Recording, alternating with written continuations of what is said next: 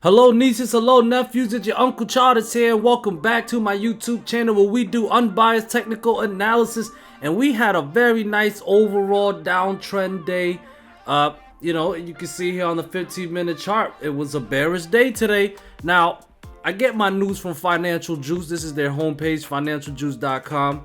Need to know market risk, guys. 12:03 Eastern today, Fed's bullet was saying things like the market are underpricing the risk of that FOMC may be more aggressive. Okay, then Fed Williams talking about the Feds could reduce rates in 2024. And hey, you go back to the 15-minute chart around the time when they was talking, you can see that the market did not like what they said very much and triggered a very nice down move. So is the top in, guys? Was this the top? Well, we're going to talk about that in today's video. Let's prepare.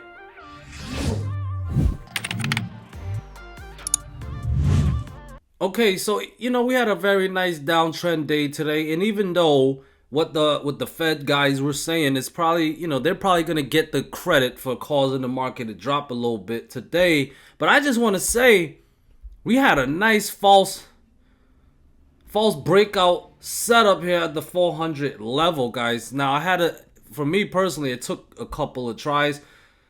We had a false breakout setup here, and then I got stopped out. Had a second false breakout, and it worked out very well. The false breakout setup, one of my favorite trade setups of all time.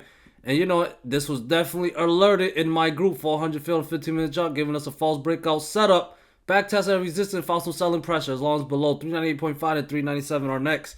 And some nice level moves, okay? But shout out to what the Fed guys were saying, because they definitely helped out the bears apparently. So we want to go to the daily chart here.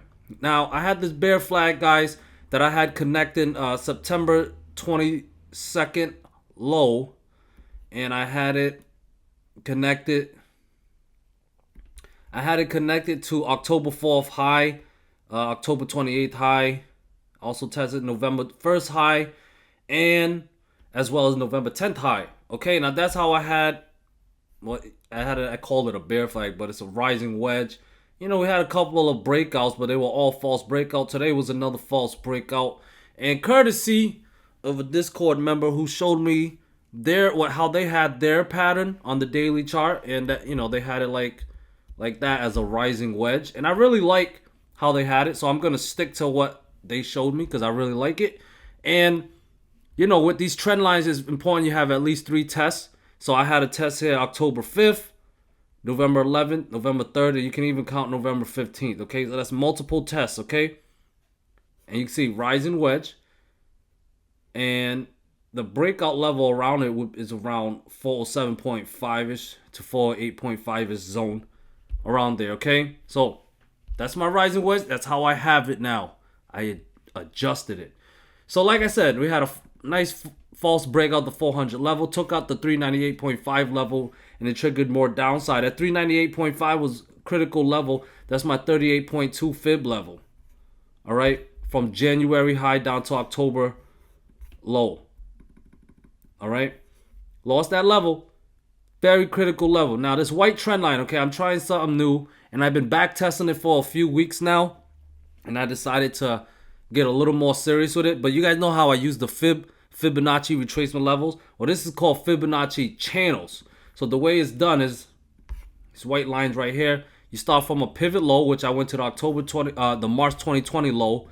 You go to another pivot low, which I went to the October 2022 low. From there, you connect it to a pivot high, which I connected to the all-time high, okay? And you got these white lines right here, these trend lines. So that's what that is, and it works pretty well in my opinion. And definitely check it out if you guys are interested. It's called Fibonacci channels or fib channels. So support around there or a level around 396. Okay, we closed around 395.3, so it closed around that trend line. So support of that for tomorrow will be around 396. Above 396, put 398.5 back in play. Now here's the bull case scenario. We got the breakdown of 398.5. So if bulls can recapture 398.5, it can get a false breakdown setup. We put 400, 401.5, and 403 back in play. 403 is a very critical level, okay?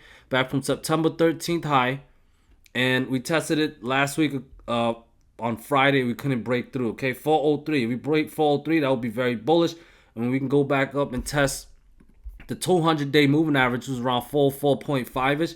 Above that would be the bear flag, or the rising wedge resistance line, actually 47.4 ish. And then we can probably test this multi-month trend line, which is around 408.5 ish. Okay, multi-month trend line from all-time high connected to the pivot high on March 29th and the pivot high on August 16th. Okay, so obviously a breakout of that would be very bullish on multiple reasons. It will fill the gap from September 12th, break out that multi-month trend line, and it will break out this rising wedge as well. Okay, so that's the bull case scenario. It needs to start with recapturing, staying above 396 and recapturing 398.5. Okay, for us to even consider those upsides. That's the bull case scenario. Bear case scenario is if SPY can stay below 396. It's popping above it after market, but we'll see what happens tomorrow. Okay, if it can get back below it, below 396 tomorrow, levels that I would be watching would be the 395 level. Now keep in mind that 395 level has been a magnet for quite some time. Okay, we zoom out a little bit or scroll to the left a little bit on this 15-minute chart. The orange lines right here, 395 to 395.5 zone, has been a magnet for the SPY. Okay, and once again it held today. All right, so if it hold it, I need to see it clear some resistant levels. 396, like I said. I have some resistance level on 397, and of course 398.5 and 400. All right, so for the bear case scenario, it needs to stay below 396. Take out that 395 level. I do have a pivot low around 393.5, and then this yellow trend line. This yellow trend line is around 392. All right, remember, it's the Fibonacci channel. I showed you guys how I did it in an uptrend, but the yellow Fibonacci channel is the same idea, but it's in a downtrend. Okay, so I have it connected from all-time high, connected to March 29th and August 16th pivot high, and I brung it down to the October low. Okay, and that's how I got these yellow trend lines. So that's around 392, which also is a confluence with the support of the rising wedge.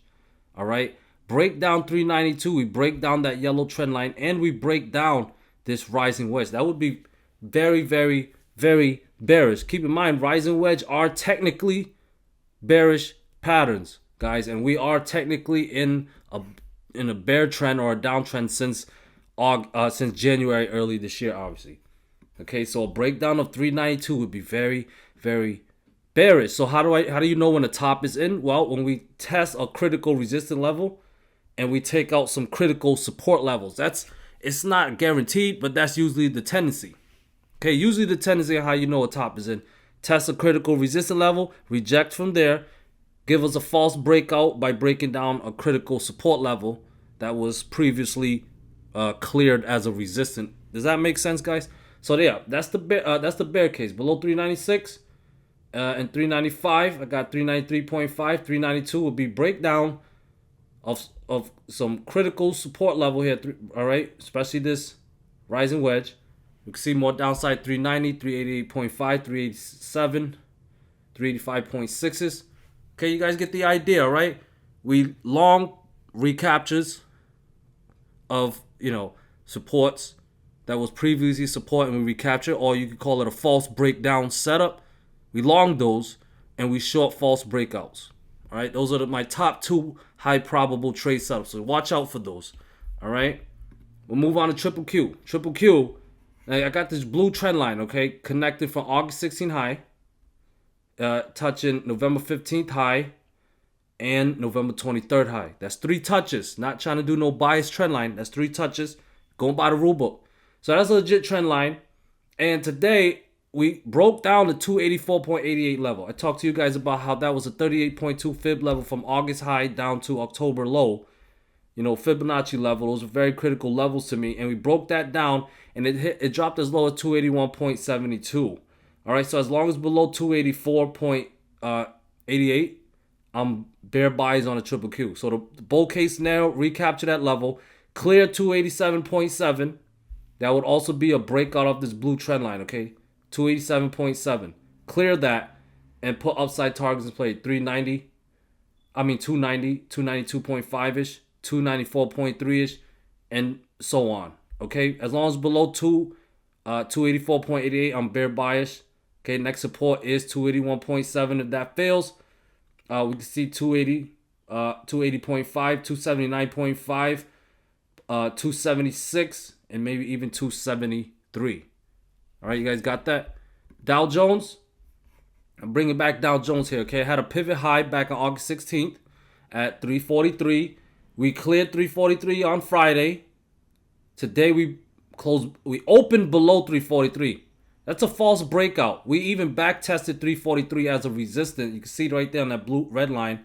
It pushed down, gave a strong selling pressure. So it was strong enough to take out another support. Had a pivot high here on November 15th at 340 with the next support around 338, and we hit that.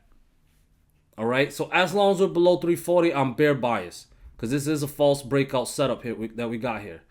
All right. At a level 340, cleared it on November 22nd. Today we closed back below. Maybe we'll back test as resistance tomorrow. But as long as below 340, I am bear bias on the Dow Jones.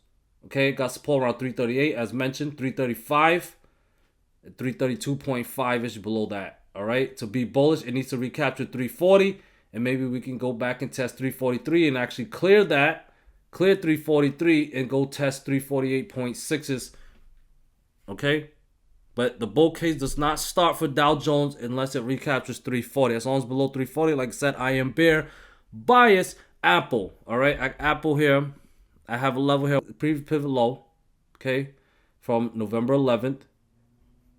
We close over just a little tad below that today. So obviously it needs to get back above 144.5. Next critical resistance is at 147. That's a Fibonacci level. 61.8 Fibonacci level. It's from June 13 to August high. Okay? That's a 61.8 retracement level at 147. Needs to recapture that and put 149.7 in play. If we can clear that, that'll be a breakout of this light blue trend line. Okay, from August high connects to November 18th and November 23rd high. Okay, 3 touches. All right. So above 144.5 puts 147 back in play. Then 149.7ish to 150 zone. Cleared that. That will be bullish. As long as below 144.5. Next support is at 143.3ish. With 144.7 and 139 to 139.8 zone. Okay, below 139 would be very, very bearish, and possibly you could see downside, more downside of 137.5 and 133.7. Okay, Tesla. All right, so Tesla, I had a level around 185. You can see here 185, previous pivot high back in November 18th and November 25. Intraday, it got above 185, hit 188.5 perfectly.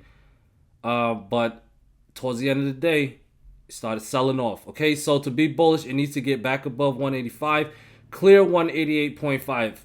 If it clears 188.5, I'll probably swing some calls. Okay, I'll swing some calls above 188.5. But as long as below 185, next support is around 180.7.